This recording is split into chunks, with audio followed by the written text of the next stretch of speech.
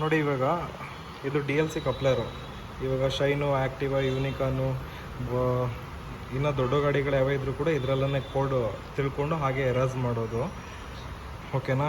ಇದಿಲ್ಲ ನಿಮ್ಮ ಹತ್ರ ಅಂತ ಹೇಳಿದ್ರೆ ಏನಾದರೂ ಆಲ್ಟರ್ನೇಟ್ ಮಾಡ್ಕೋಬೇಕಂತ ಹೇಳಿದ್ರೆ BS6 ಗಾಡಿಗಳದ್ದು ವೈರಿಂಗ್ ಕಿಟ್ ಬರುತ್ತಲ್ಲ, OBD2ದು, ಶೈನ್ ಆಗಲಿ, ಆ್ಯಕ್ಟಿವ್ ಆಗಲಿ, ಆ್ಯಕ್ಟಿವ್ 125 ಆಗಲಿ, ಅದರಲ್ಲಿ CKP ಸೆನ್ಸರ್ದು ವೈರ್ ಬರುತ್ತೆ ಒಂದು ಕನೆಕ್ಷನು. ಓಕೆನಾ. ಇದು ACG ಕಾಯಿಲ್ದು. ನೆಕ್ಸ್ಟ್ ಅದಾದಮೇಲೆ ಇದು CKPದು ಬರುತ್ತೆ. ಈ CKP ಇದೆಯಲ್ಲ, ಇದನ್ನು ಕಟ್ ಮಾಡಿಕೊಂಡು ಜುಗಾಡ್ ಮಾಡ್ಕೋಬೋದು ಸದ್ಯಕ್ಕೆ. ಓಕೆನಾ. ಪರ್ಮನೆಂಟ್ ಕೂಡ ಯೂಸ್ ಮಾಡ್ಬೋದು. ಅದು ಇದೆಯಲ್ಲ, ಇದನ್ನು ಪೂರ್ತಿ ಕಂಪ್ಲೀಟ್ ಕಟ್ ಮಾಡ್ಕೋಬೇಕು. ಕಟ್ ಮಾಡ್ಕೊಂಡಾದ್ಮೇಲೆ ಇದರಲ್ಲಿ ನಮಗೆ ಯೂಸ್ ಆಗೋದು ಯಾವುದು ಅಂತ ಹೇಳಿದ್ರೆ, ಈ ಕಡೆ ವೈಟ್ ಆ್ಯಂಡ್ ಬ್ಲೂ ಇದೆಯಲ್ಲ ವೈರು, ಈ ಕಡೆ ಲಾಸ್ಟ್ ಒನ್ನು ಈ ಪಾಯಿಂಟ್ ಇರುತ್ತೆ ನೋಡಿ ಲಾಕ್ ಆಗೋದು, ಈ ಕಡೆದು ವೈಟ್ ಆ್ಯಂಡ್ ಬ್ಲೂ ಒಂದು, ನೆಕ್ಸ್ಟ್ ಅದಾದಮೇಲೆ ಈ ರೆಡ್ ಒಂದು, ಇದೆರಡು ವೈರು ಇದೆಯಲ್ಲ, ಇದೆರಡು ವೈರನ್ನ ಸ್ಕಿನ್ ಔಟ್ ಮಾಡಿಬಿಟ್ಟು ಜಾಯಿಂಟ್ ಮಾಡ್ಕೋಬೇಕಿದು.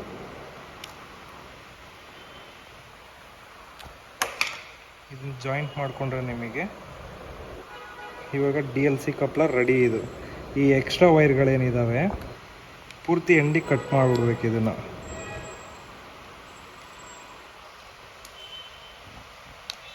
ಶಾರ್ಟ್ ಆಗ್ದಂಗೆ ಪೂರ್ತಿ ಎಂಡಿಗೆ ಕಟ್ ಮಾಡ್ಕೋಬೇಕು.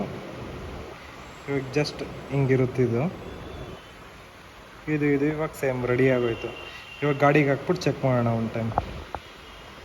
ನೋಡಿ ಇವಾಗ ಕೀ ಆನ್ ಮಾಡ್ತೀನಿ. ಆನ್ ಆಗಿಬಿಟ್ಟು ವಿತಿನ್ ಸೆಕೆಂಡ್ಸ್ ಒಳಗಡೆ ಆಫ್ ಆಗಿಬಿಡುತ್ತೆ. ಈಗ ಆಫ್ ಆದರೆ ನಿಮಗೆ ಏನೂ ಪ್ರಾಬ್ಲಮ್ ಇಲ್ಲ ಗಾಡಿನಲ್ಲಿ ಅಂತ ಅರ್ಥ. ಅಕಸ್ಮಾತ್ ಏನಾದರೂ ಆನ್ ಮಾಡಿದ್ಮೇಲೆ ಕೂಡ ಕಂಟಿನ್ಯೂ ಹಾಗೇ ಲೈಟ್ ಗ್ಲೋ ಆಗ್ತಾಯಿದ್ರೆ ಏನಾದರೂ ಗಾಡಿನಲ್ಲಿ ಇಶ್ಯೂ ಇದೆ ಅಂತ. ಓಕೆನಾ. ಇವಾಗ ಮತ್ತೆ ಕೀ ಆಫ್ ಮಾಡ್ತೀನಿ, ಮತ್ತೆ ಆನ್ ಮಾಡ್ತೀನಿ. ನೋಡಿ ಆನ್ ಆಗಿಬಿಟ್ಟು ಮತ್ತೆ ಹೋಗುತ್ತೆ. ಈ ಥರ ಇದ್ದರೆ ಏನೂ ಪ್ರಾಬ್ಲಮ್ ಇಲ್ಲ ಅಂತ ಗಾಡಿನಲ್ಲಿ. ಓಕೆನಾ. ಇವಾಗ ಏನಾದರೂ ಎರರ್ ಮಾಡಿಬಿಟ್ಟು ಚೆಕ್ ಮಾಡೋಣ ಒಂದು ಟೈಮ್. ಇವಾಗ ನೋಡಿ ಗಾಡಿ ಕೀ ಆನಲ್ಲೇ ಇದೆ. ಓಕೆನಾ. ಇವಾಗ ನನಗೆ ಇಂಜೆಕ್ಟ್ರ್ ಇದೆಯಲ್ಲ, ಇಂಜೆಕ್ಟ್ರ್ ಕನೆಕ್ಷನ್ ತೆಗಿತೀನಿ. ನೋಡಿ ಇಂಜೆಕ್ಟ್ರ್ ಕನೆಕ್ಷನ್ ರಿಮೂವ್ ಮಾಡಿದ್ದೀನಿ. ಇವಾಗ ಕೀ ಆಫ್ ಮಾಡಿಬಿಟ್ಟು ಮತ್ತೆ ಆನ್ ಮಾಡ್ತೀನಿ. ಈ ಲೈಟ್ ನೋಡಿ ಹೋಗಲ್ಲ, ಹಾಗೆ ಕಂಟಿನ್ಯೂ ಹಾಗೇ ಇರುತ್ತೆ. ಇವಾಗ ಇದು ಏನು ಪ್ರಾಬ್ಲಮ್ ಆಗಿದೆ ಅಂತ ಚೆಕ್ ಮಾಡಬೇಕು ಅಂತ ಹೇಳಿದ್ರೆ ನಿಮಗೆ ಇದೆಯಲ್ಲ ಕಪ್ಲರು, DLC ಕಪ್ಲರು, ಇದನ್ನು ಹಾಕಿ ಚೆಕ್ ಮಾಡೋದು. ಓಕೆನಾ. ಇವಾಗ ನೋಡಿ ಕೀ ಆಫ್ ಮಾಡ್ಕೊತೀನಿ ನಾನು, ಮತ್ತೆ ಕನೆಕ್ಟ್ ಮಾಡ್ತೀನಿ, ಕೀ ಆನ್ ಮಾಡ್ತೀನಿ. ಓಕೆ. ಇವಾಗ ನೋಡಿ ಬ್ಲಿಂಕ್ ಆಗುತ್ತೆ. 10, 1, 2 ಟೋಟಲ್ 12. ಇವಾಗ ಮತ್ತೆ ಆಫ್ ಮಾಡ್ತೀನಿ ಇದು ಕೀ. ಮತ್ತು ಇವಾಗ ಈ DLC ಕಪ್ಲರ್ ತೆಗಿತೀನಿ, ಒರಿಜಿನಲ್ ಇರೋದು. ಇವಾಗ ನಾವು ಜುಗಾಡ್ ಮಾಡ್ಕೊಂಡಿರೋದು ಇದನ್ನು ಕನೆಕ್ಟ್ ಮಾಡ್ತೀನಿ. ನೋಡಿ ಕನೆಕ್ಟ್ ಮಾಡಿದ್ದೀನಿ. ಇವಾಗ ಕೀ ಆನ್ ಮಾಡಿದ್ದೀನಿ. 1, 2 + 2 ಟೋಟಲ್ 12 ಆಯ್ತು ಅದು. ಓಕೆನಾ. ಮತ್ತೆ ಬರುತ್ತೆ ನೋಡಿ ಇವಾಗ. ಈ ಲಾಂಗ್ ಬ್ಲಿಂಕ್ ಆಗುತ್ತಲ್ಲ ನಿಮಗೆ, ಅದು 10 ಲೆಕ್ಕ. ನೆಕ್ಸ್ಟ್ ಅದಾದಮೇಲೆ ಇದು ಶಾರ್ಟ್ ಬ್ಲಿಂಕ್ ಬರುತ್ತಲ್ಲ, ಅದು 1 ಲೆಕ್ಕ. ಓಕೆನಾ. ಆಫ್ ಮಾಡೋಣ.